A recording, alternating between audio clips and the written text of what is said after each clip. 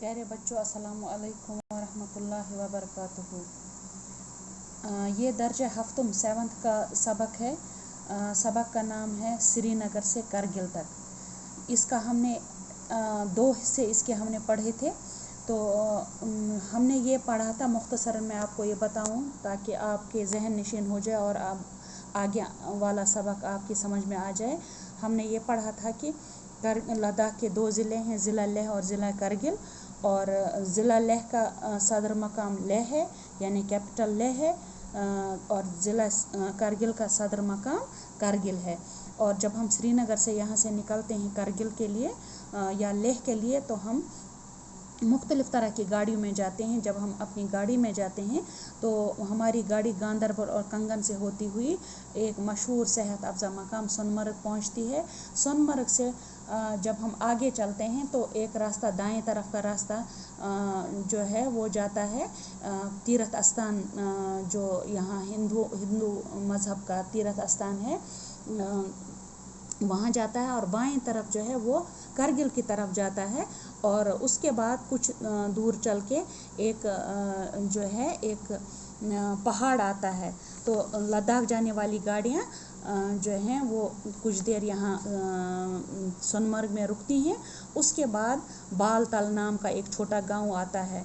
और बालतल जो है, बालतल से गुज़रने के बाद उसके बाद जब हम और थोड़ा सा रास्ता तय करते हैं तो जोजिला पहाड़ आता है। जोजिला बहुत मशहूर, बहुत ऊंचा पहाड़ है। उसको तय करने के बाद जो वहाँ का करगिल का एक गांव आता है, पहला गांव, लद्दाख का पहला गांव या करगिल का कह लीजिए, वो मटाइन आता है।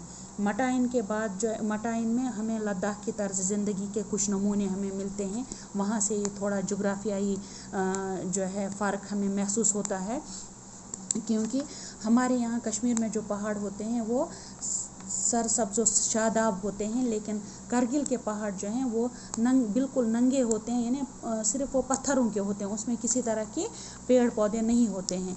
उसके बाद मटाइन के बाद द्रास आता है। द्रास जो है वो साइबेरिया के बाद दुनिया का सर्द तरीन मकाम है, क्योंकि यहाँ पर मौसमी सरमा में या जाड़ों में कह लीजिए या सर्दियों में कह लीजिए -45 डिग्री तक ये दर्जा हरारत जो है वो गिर जाता है। उसके बाद अब हम आगे का सबक शुरू करते हैं। द्रास से गुज़रने के बाद नंगे पहाड़ों का एक लंबा सिलसिला शुरू होता है। शाहरा दरियाए द्रास के किनारे होती हुई खरबू नाम के गांव से गुज़रती है। यानी जब हम द्रास से निकलते हैं तो एक नंगे पहाड़ों यानी बिना पेड़ पौधों के पहाड़ों का सिलसिला शुरू होता है। और ये शाहरा जो है ये जो सड़क है ये द्रास के किनारे दरियाए द्रास के किनारे होती हुई खरबू नाम से के गाँव से गुज़रती है। खरबू एक गांव का नाम है। दूर चोटियों पर जब गुरूब होते सूरज की किरणें पड़ती हैं तो ऐसा लगता है जैसे सारे पहाड़ों पर सोने की चादर चढ़ा दी गई हो। जब सूरज गुरूब होने लगता है, असर का टाइम होता है, तो ऐसा लगता है जैसे वो नंगे पहाड़ जो पत्थरों के होते हैं, जिनमें एक पेड़ भी नहीं होता, तो ऐसा लगता है तो सूरज की रोशनी उन पर ऐसे पड़ती है, ऐसा लगता है वो सारे पत्थर सोने के बन गए हों। ऐसे ही हैरत अंगेज़ कुदरती नज़ारे देखते हुए हम शाम के वक्त करगिल पहुंचते हैं।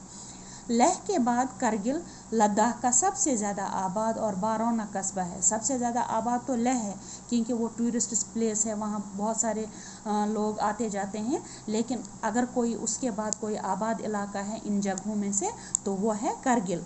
यह कस्बा नंगे पहाड़ों और तंग पथरीली वादियों के दरमियान बहने वाले दरियाए सुरू के किनारे पर आबाद है।